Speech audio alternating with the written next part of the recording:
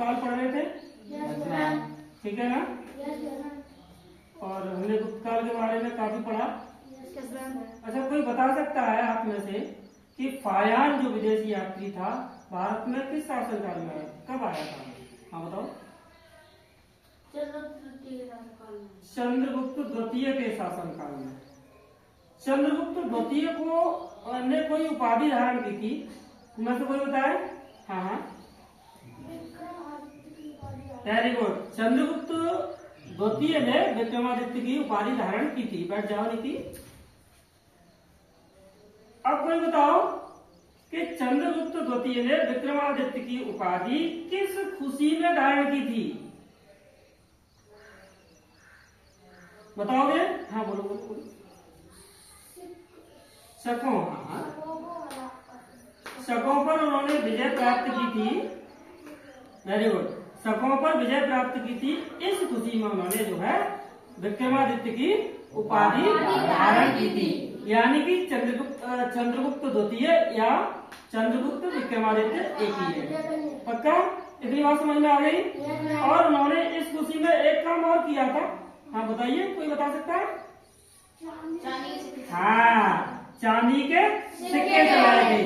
तो इन्हीं के शासनकाल में विदेशी यात्री फायान भारत आया था। भारत ने क्या क्या लिखा है? अच्छा एक चीज और बताओ, चंद्रगुप्त विक्रमादित्य के पिताजी का नाम क्या था? हाँ, समुद्रगुप्त। वेरी गुड, बैठो। समुद्रगुप्त। नेपोलियन की उपाधि किसने धारण की थी? समुद्रगुप्त ने। लड़कियां क्यों नहीं बता पा रही है? लड़कियां ही बता रही। ठीक है, तो फायान ने क्या लिखा है? फायान ने लिखा है कि बहुत अच्छा, मतलब बहुत अच्छा लिखा है। बहुत अच्छा। राज्य में शांति थी, प्रजा सुखी थी, धन धान्य की कोई कमी नहीं थी, व्यापारी बड़े आराम से सफलता पूर्वक अपना व्यापार करते थे, किसी तरह की कोई रुकावट नहीं थी। और धर्मशालाएं थी जिनमें भोजन की हर समय समुचित व्यवस्था रहती थी। कोई भी जाके वहाँ अपना भूखा है तो खाना खा सकता था। ठीक है ना? चोरी राज्य में उसने ऐसा कहीं नहीं सुना। किसने? फायान ने। फायान ने लिखा है ना कि हमने ऐसा कहीं नहीं सुना कि चोरी होती है, यानी उस समय लोग चोरी नहीं करते थे। देखो कितना अच्छा लिखा है अपने देश के बारे में। देश में बड़ी शांति थी, राजा प्रजा का और प्रजा राजा का दोनों एक दूसरे का सम्मान आदर करते थे। Very good. और सम्मान का भाव रखते थे।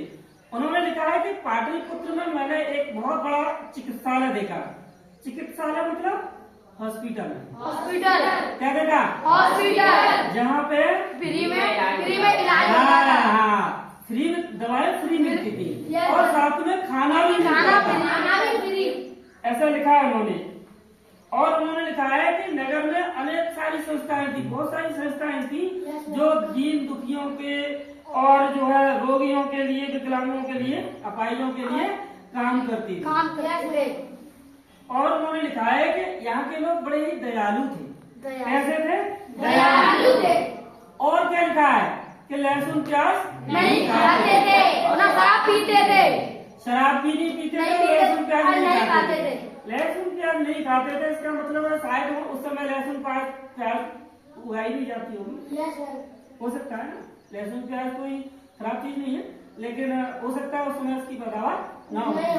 लेकिन ये भी नहीं कह सकते कि इसकी पैदावार नहीं होती, क्योंकि नाम कैसे आया था, है ना? सोचना चाहिए कि नाम आ रहा है, होती तो होगी, लेकिन लोग खाते नहीं होंगे।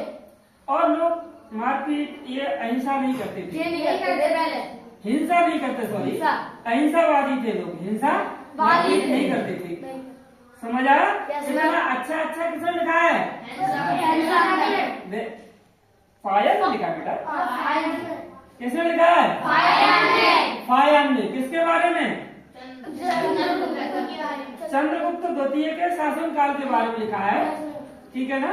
वो पाटलिपुत्र आया था, पाटलिपुत्र का ही शासन था उस समय, तो उन्होंने इतना बढ़िया लिखा अपने देश के लिए।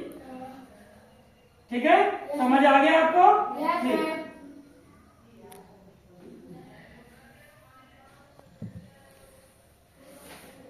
बंद कर दो, बंद करो।